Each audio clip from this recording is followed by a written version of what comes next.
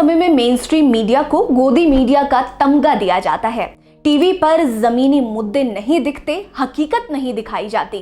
वंचित और शोषित जनता को टीवी स्क्रीन से भी वंचित रखा जाता है। बहुजनों की तो बात ही नहीं होती। उनके साथ हो रहे भेदभाव और शोषण की घटनाओं को जानबूझकर टीवी पर नहीं दिखाया जाता। अब आप इसे षड्यंत्र कहिए या कुछ और, लेकिन हकीकत यही है। अगर आपको लग रहा है कि ये स्थिति 2014 के बाद बनी है तो आप गलत हैं।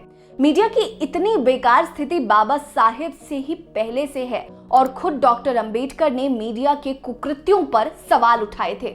नमस्कार, मैं हूं आपके साथ रीटा और आप देख रहे हैं भीमसेना। आज की वीडियो में मैं आपको बताऊंगी कि आखिर बाबा साहेब ने क्यों कहा था कि वंचितों का अपना अलग मीडिया होना चाहिए। उससे पहले अगर आपने हमारे चैनल को अभी तक सब्सक्राइब नहीं किया है तो जल्दी से कर लीजिए। वीडियो पसंद आएगी तो लाइक कर लीजिएगा।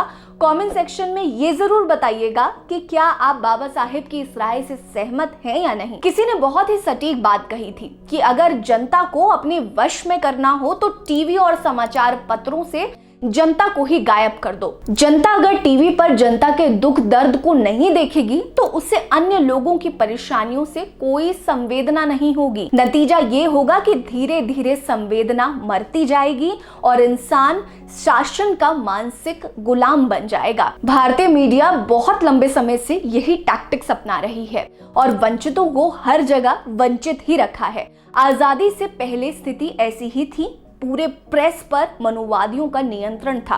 दलित समुदाय के लोगों के अपने अधिकार ही सुरक्षित नहीं थे। ऐसे में उन मीडिया घरानों के खिलाफ लड़ाई लड़ना भी आसान नहीं था।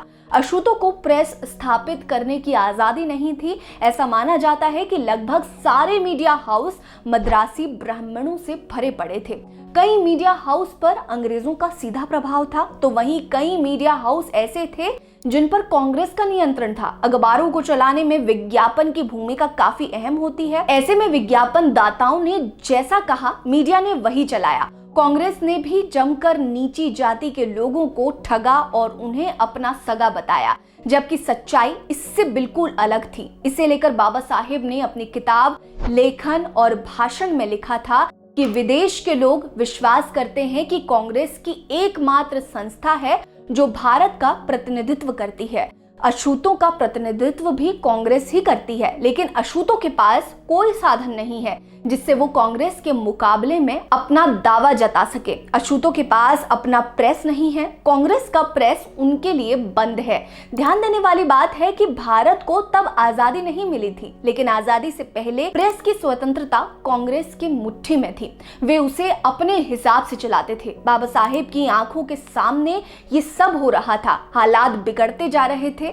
दलितों की स्थिति और ज्यादा दयनीय होती जा रही थी। तत्कालीन मीडिया के रवैये को लेकर बाबा साहेब ने कहा था, ये निराशाजनक है कि इस कार्य यानी कि समाचार पत्र के लिए हमारे पास पर्याप्त संसाधन नहीं है। हमारे पास पैसा नहीं है, हमारे पास समाचार पत्र नहीं है। पूरे भारत में प्रतिदिन हमारे लोग अधिनायकवादी लोगों के बेरहमी और भेदभाव का शिकार होते हैं, लेकिन इन सारी बातों को कोई अखबार जगह नहीं देते हैं। एक सुनियोजित षड्यंत्र के तहत तमाम तरीकों से सामाजिक राजनीतिक मसलों पर हमारे विचारों को रोकने में शामिल है। हालांकि कैसे भी करके बाबा साहेब ने दलितों के मुद्दों को प्रमुखता से सामने लाने के लिए अखबार और पत्रिकाओं के संपादन का काम शुरू किया। उन्होंने लिखा, बहिष्कृत लोगों पर आज हो रहे और भविष्य में होने वाले अन्याय पर योजनाबद्ध तरीके से विचार करना होगा। उसी के साथ भावी प्रगति तथा उसे प्राप्त करने के रास्ते की सच्ची जानकारी के संबंध में भी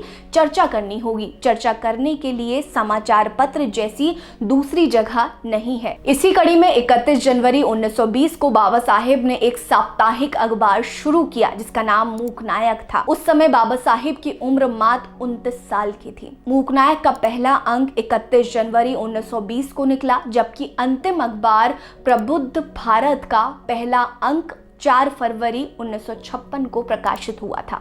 इसके बीच में बहिष्कृत भारत का पहला अंक 3 अप्रैल 1927 को, समता का पहला अंक 29 जून 1928 को, जनता का पहला 24 नवंबर 1930 को प्रकाशित हुआ था। बाबा साहेब ने इन अखबारों और पत्रिकाओं के जरिए दलितों के जीवन में रोशनी भरने, उनकी परेशानियों को जनता के सामने लाने का काम किया था। मनुवादी मीडिया के रवैये पर रोष व्यक्त करते हुए उन्हें अपनी कलम से टक्कर दी और उन्हें उनकी औकात भी दिखाई थी। आपको हमारी ये वीडियो कैसी लगी हमें ज़रूर बताइएगा।